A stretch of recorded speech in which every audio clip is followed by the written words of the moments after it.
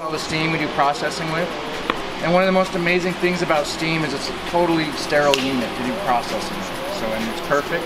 And we'll get more into the details, but even the water we use to create our steam is from the mountains to the east of us. It's completely untreated. Most boilers have a pH adjusters, descalers, another chemical called oxygen scrubber, and that carries over the steam. And what we'll be processing, the extraction, the oils with today, is just pure mountain water run through those chips. And then we'll cool it down, and since steam can only carry with the molecules lighter than the water molecule in the gas form, steam, we'll cool it in our condenser, and then it'll just float to the top and separate. So distillation is a really weird process. In a nutshell, it's incredibly simple, but then it's also very, very complex. And so it's really hard to train people in here, but anyhow. But just so you know, I mean, this distillery is kind of a continuation of the St. Mary's farm, because, you know, Gary found this property and he found someone just bulldozing over all these trees and was like, what are you doing?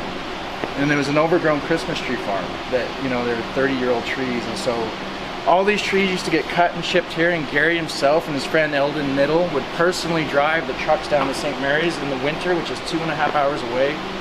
Really treacherous roads, but 4 or 5 years ago he started the construction of this distillery here, and so all the, you know, everything's distilled here now. When he drove his first load in this distillery, he literally cried. I mean, after doing 10 years or so of this drive, it was pretty wild. So.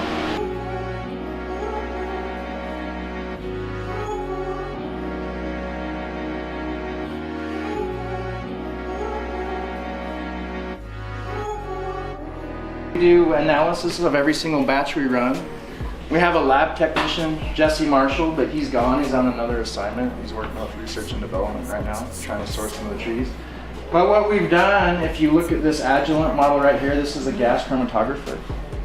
And so this is a brand new unit that got installed this spring. But all the farms now have their own, it's all uniform, all the instrumentation. And so there's one there's a new one in Mona, there's one in Fort Nelson, there's one in Croatia, there's one in Ecuador. So all the farms are doing real-time analysis, and what we're trying to collect data, but it's also a quality control thing, because the oils have to meet a spec that you guys will get to look at, because every single, you'll see with even the batch you did. Sorry, I'm not a morning person.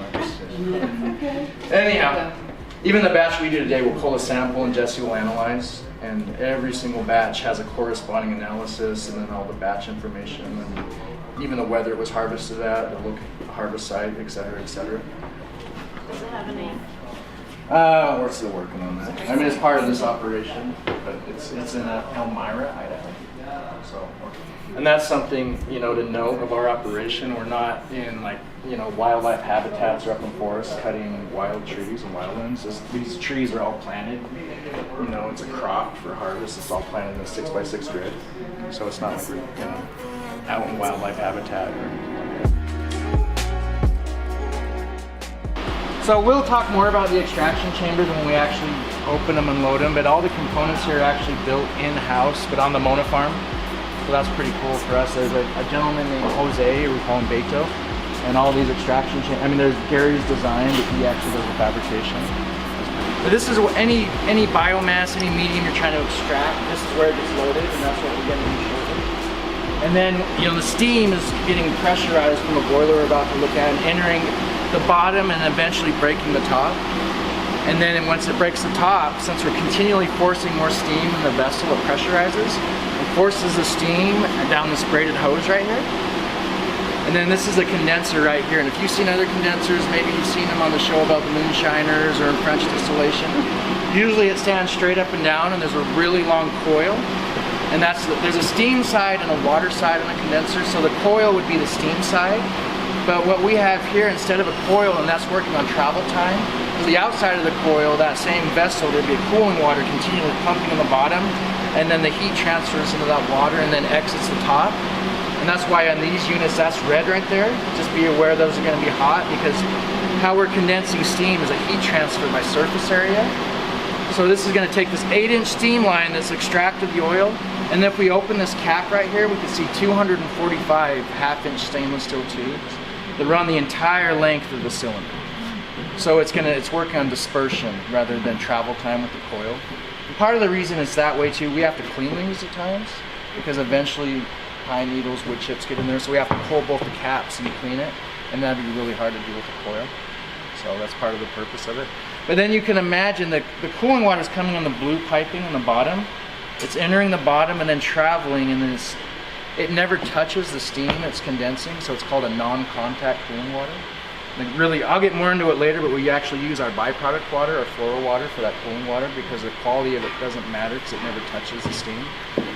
But then it continually gets pumped in and exits the top, and then it chills the tube so cold that the steam condenses in the liquid form, and then it's just simply gravity feeds into our separators downstairs. So these are the actual separators. So like I was saying, once the steam condenses, it's just going to be back in liquid form, and it's going to gravity feed into the separator. Since the steam could only carry with it the volatiles lighter than itself, the water molecule in the steam form, once it's in liquid form, they just rapidly rise to the top. And it's that simple in a sense. And we can look at the specific gravity of each oil and compare it to water, and it's just slightly lighter, but light enough it just floats to the top and separates.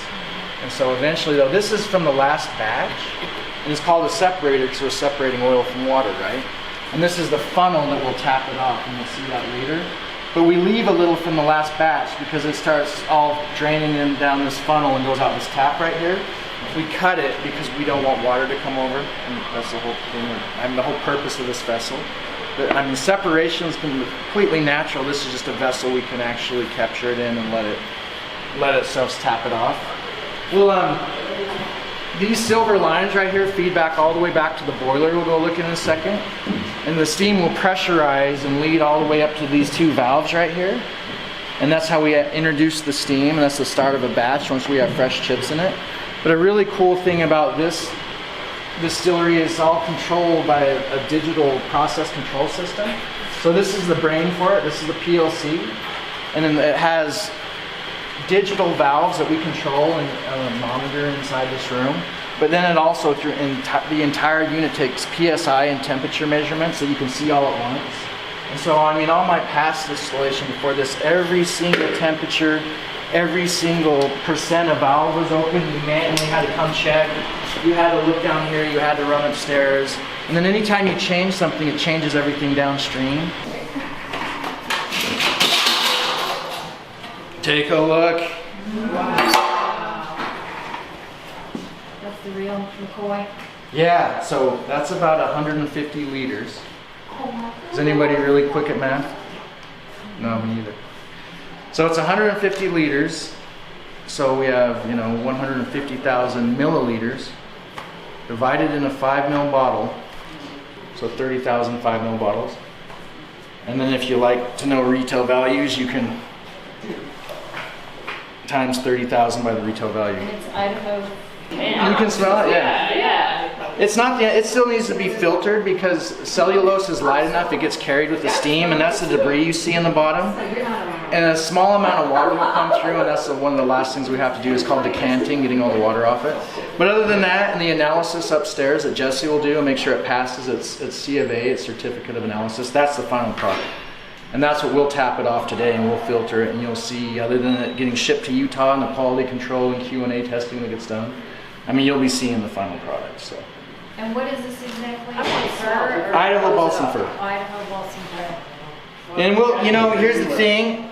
Shortly today, we'll be actually tapping it off, and you'll be able to get your hands underneath it on the tap. Now you guys will all end up with a bottle from what we distilled today that you're going to participate in. And then when we tap it off to the separator, there's a really good chance to get your hands underneath it. And so, and you'll do the bottling yourself too. But just to show you how things have changed, this is how we filter the oil. And just in any vessel, the water is going to go to the bottom since it's heavier.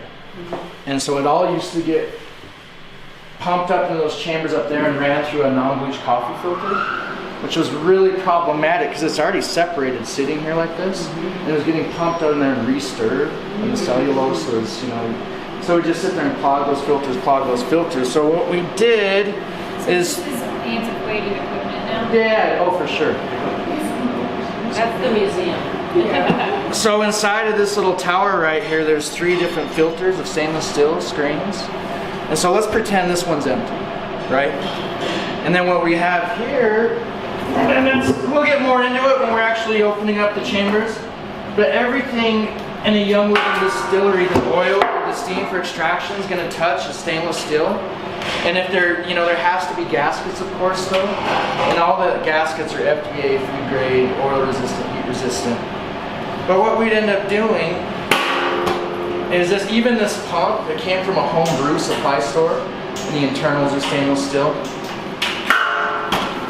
But we'd attach this hose to this empty barrel right here, and then we would just suck off the top of the oil, and by eye not touch any of the water or cellulose. And what took maybe 4 hours, 5 hours, takes 5 minutes now. And the volume of oil we do, we just don't have a choice. I mean, there are 2 full-time people in here just filtering oil non-stop. So this has been a nice improvement.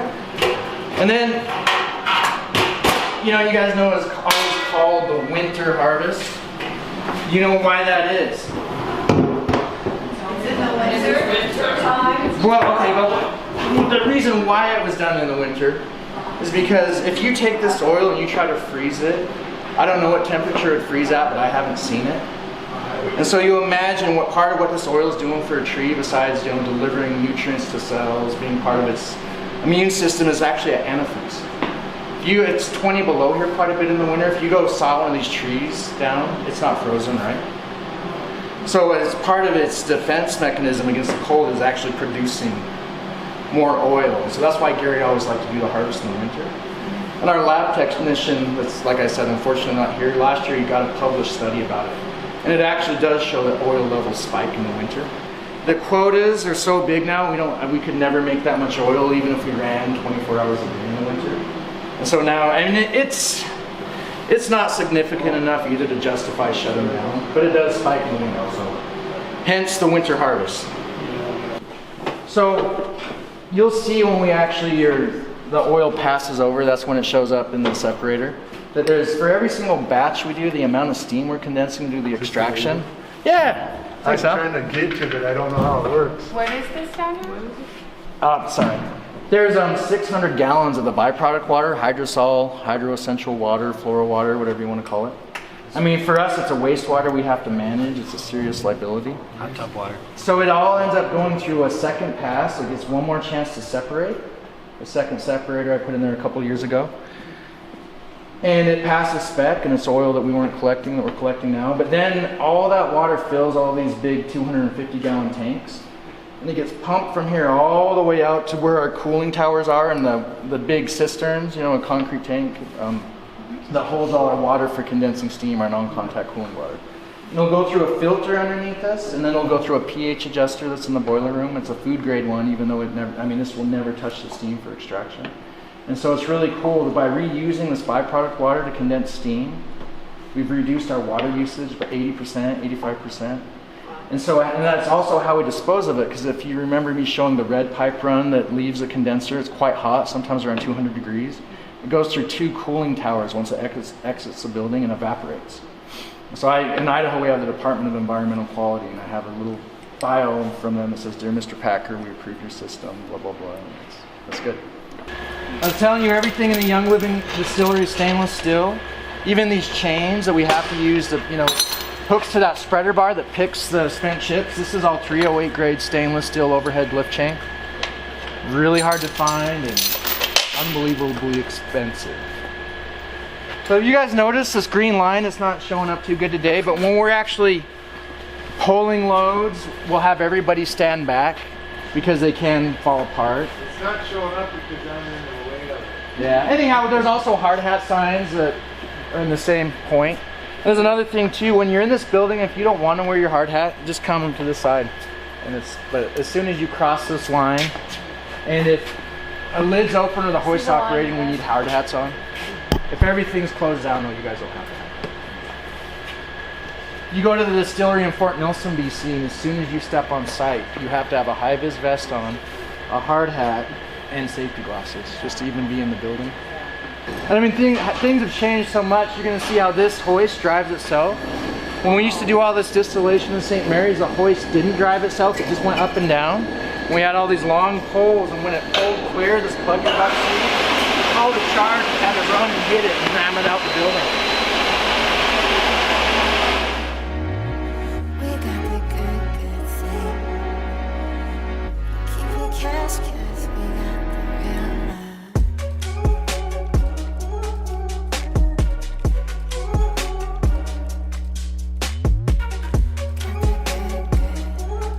If you all want to come up close, you can take a little whiff in here. Tell me what you smell. Anything? Anything? It's good facial. It smells sweet, Yeah, like it smells like molasses. kinda caramel smell. Kinda, yeah, caramel. yeah. It's methylethyl ketone. You familiar with it? Ketone. Yeah. No? Yeah. No. The active It's actually kind of almost has a narcotic effect. Gives you a feeling of well-being. I need to smell this way. Yeah. Me and Mario always fight for who gets to jump in here. Mario, did you feel sick today? Oh, I always race him. Sometimes he doesn't see it. He's like, no, this is my job. And I'll pretend like I went, but then I'll jump in here and I'll wait for him to come, and then and we have fun. So like I said, there's 14 tons of wood chip that's going to go in here in this chamber, so there has to be this second basket on the bottom. We only have a 10-ton hoist, and truly you're only supposed to run a hoist at 70-80% of its capacity, despite what some people think. You always got to push it to the limit. So there's another 7 in here. Yep. Yeah, we try to it's split it another. about 70-70. Wow, so there's another one to pull up. Yeah, and you'll see, here in a minute we'll see it empty. We'll be able to see the steam injection cone Gary designed, which is unique. Now that 14 tons, would that have produced those 30,005 mils? No, and that's, you know, My dog's going to be something that really sets us apart. If you look at these wood chips right here, you notice how white they are? Yeah. Because we're distilling the entire tree, everything except for the roots. And one time Gary even tried to get me to do the roots. I power washed them for weeks. When I closed my eyes at night, I'd literally see these tree roots. Then we fed it through the wood chipper, and they had rocks hidden in them and just destroyed the knife. So he even tried to get us to do the roots once. But why I'm bringing this up, I've been to some different distilleries in Quebec where they do conifers. And I was telling them about our methods, and like, well, that's absolutely crazy you do the whole tree, because almost all the oil's in the needle. But Gary does it this way because he wants the broadest range of constituents possible.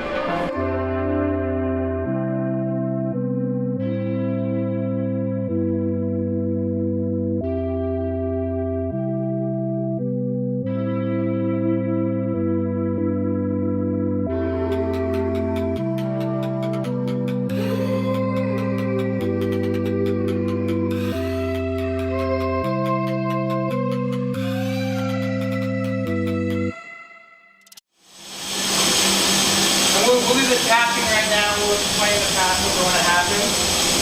But, so this is the batch you guys all helped load earlier. So it's been passed over for quite a few hours, and you can see this is the oil that's accumulated. Now we're going to tap it off, and to do that we restrict the overflow, which is right here. You're welcome to jump up and take a look at. Because that overflow level being open is what keeps the constant level like this. But now the water's got nowhere to go. And so it makes the entire liquid level of the vessel rise. What we're trying to accomplish is getting it over this funnel because it connects to the tap. You understand what I'm doing? Yep. And then you can see now this is the water right here. To the debris you see cellulose, it's light enough to get carried as a steam. And that's the cellulose at the bottom. And you push it up and then it goes down the cellulose. Yeah, it's all the cell wall. The cellulose is light enough to get carried. So this right here, this is a funnel that connects to this pipe run right here. This is, So be careful with this, but if you pardon me, I gotta pull this out. You open that up. Now that oil is going down. The oil is going in the air. It's going in the funnel. And then we stop go, it right perfect there timing. because we're trying to separate it, right? You've already done that before. Turn the separator. So if you all like to, here's an opportunity to get raw oil on your hands. You'll notice it has a different note than what you get in the bottle. And any oils like that, as soon as you pull it off a separator, there's a lot of off-gassing that occurs. Could be chlorophyll, could be hydrogen sulfide, it could be lots of things.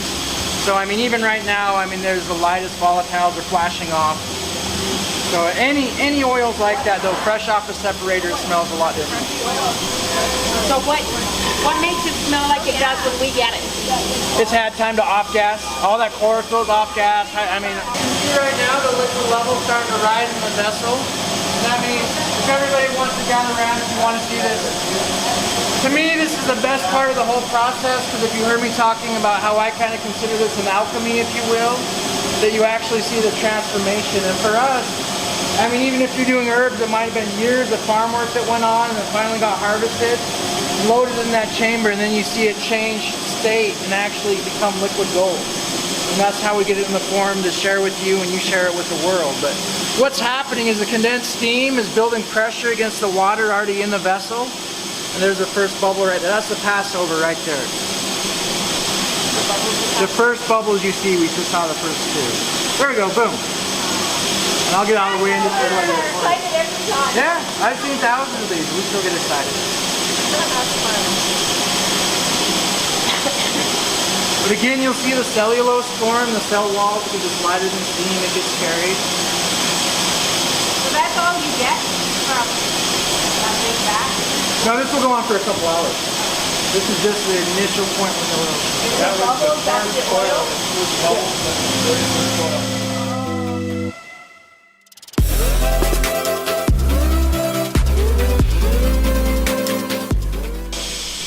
But you know, we kind of have this accent backdrop wall too. If you guys want to take turns doing a little video, I mean, you're more than welcome to. I mean, because if you would have seen most of our groups that come, they see the trees harvested the first day. So the trees they actually see harvested the next day. They see turned into oil. So it is one of the better seed distill demonstrations you can see. There's more bottles right here too. If we need more. Yeah. Oh, yeah, it went already on.